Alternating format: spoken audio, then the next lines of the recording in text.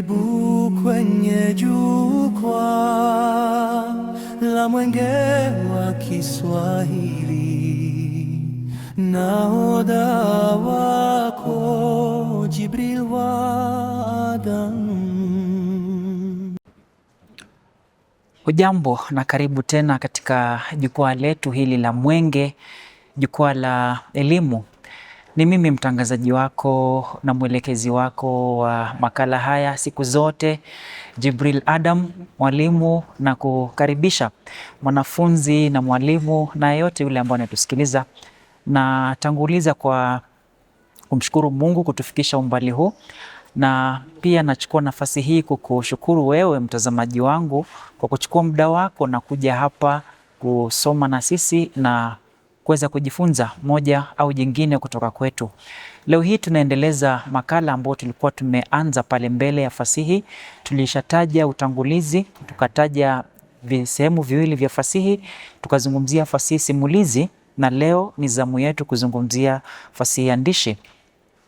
Kama inavyojielekeza yenyewe ni kwamba ni fasihi ambayo inapitishwa ili kufikishwa kwa umma ama kwa jamii kwa njia ya maandishi. Kwa hivyo tunasema kwamba fasihi andishi ni fasihi inayofikishwa kwa jamii kwa njia ya maandishi, imeandikwa. Mifano ya fasihi hii ni mingi tu, na tunaweza tukaanza kwa kutaja. Kwa mfano tukasema kuna hadithi fupi.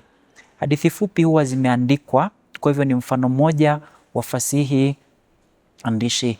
Halafu baadaye kuna novela, ambayo novela kwa sifa zake ni kwamba huwa ni ndefu kidogo kushinda hadithi fupi kwa idadi ya maneno, wakati mwingine kwa idadi ya wahusika, idadi ya maudhui. Novela ina maudhui pengine makubwa kidogo kushinda hadithi fupi.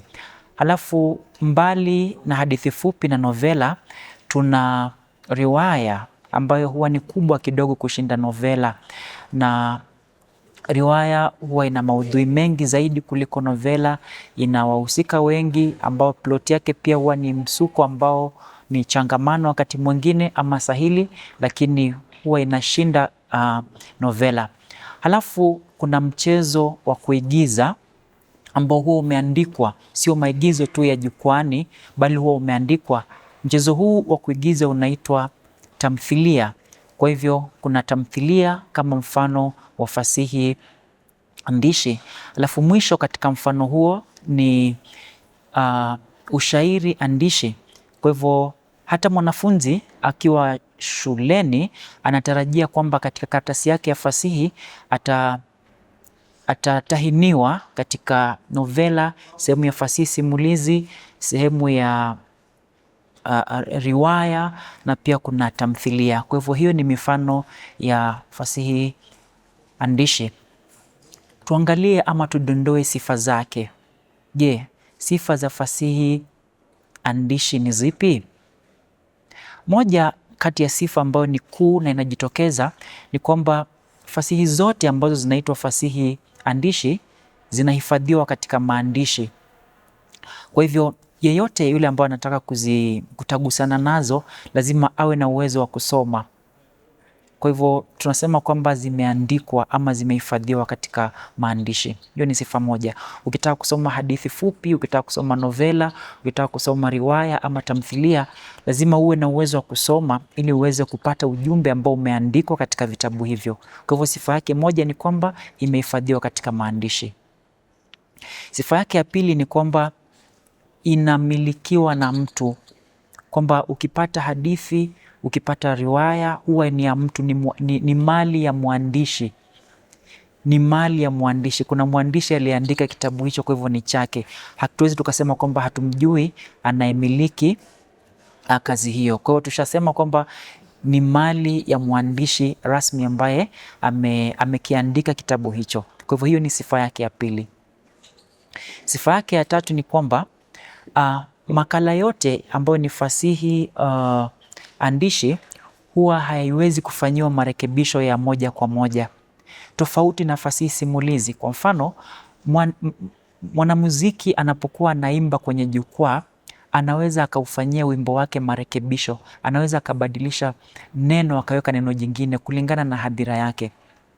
Lakini mwandishi anapoandika kitabu chake, wewe ukawa unakisoma, huwezi ukaona kuna makosa pale ama kuna jambo ambalo hukubaliani nalo alafu ukafuta ukasema kwamba sasa umebadilisha. Hapana, mabadiliko yanafanyika katika fasihi andishi katika toleo jipya, the next edition, ndio huwa kunafanyika mabadiliko. Sifa yake nyingine ni kwamba fasihi andishi inaweza ikahifadhiwa katika maneno na ikahifadhiwa katika vitabu, hata katika mitandao ya siku hizi. Katika usasa tunaweza tukapata kama imehifadhiwa katika majarida, katika tovuti tofauti tofauti. Kwa hivyo yeyote aliye na uwezo wa kufika katika sehemu hizo ana uwezo wa kusoma na kuweza kufaidika nazo. Kwa hivyo nimekutajia mifano na pia nimekutajia sifa zake. Ina umuhimu gani katika sisi kufahamu fasihi andishi kwa mfano katika ulimwengu wa sasa? Umuhimu wake ni kwamba, moja, tunaweza kujua tanzu hizi, na pia kama tuna ari ya kuandika tunaweza tukachagua ni tanzu gani ambazo tunaweza kuandikia. Pili, fasihi hii inatusaidia sana pakubwa katika kuelewa jamii yetu, kwa sababu maudhui ambayo yanapatikana katika fasihi hii yanatuelezea ama yanatoka katika jamii ambazo watu wengi wanaishi. Na mbali na hapo, fasihi andishi inatusaidia katika burudani. Kuna watu ambao mapenzi yao makubwa yanatokana na kusoma. Kwa hivyo unapata watu wanasoma hadithi fupi, wanasoma novela, wanasoma riwaya na wanasoma tamthilia kwa sababu ya burudani na kujifurahisha. Na pia inasaidia sana kuhifadhi utamaduni wa watu na historia ya watu, kwa sababu inatuelezea mambo yaliyokuwa yanatendeka zamani. Mbali na hapo, inakuza lugha ya watu. Mtu ambaye anasoma vitabu tofauti tofauti ambavyo ni fasihi andishi, lugha yake inakuwa na upeo wa juu sana. Kwa hivyo anakuwa ni mtu ambaye anaelewa mambo mengi, na mbali na kuelewa mambo mengi, anaelewa jamii tofauti tofauti na anaelewa usasa uliopo na maendeleo ambayo yapo. Kwa hivyo mwanafunzi wangu, kufikia hapo nadhani umepata kujua sifa na mifano na tumejadili kwa kina kuhusu sehemu hiyo. Kwa hivyo endapo una swali pengine utaliandika pale chini, alafu tutajadiliana kwa mapana na marefu. Asante sana.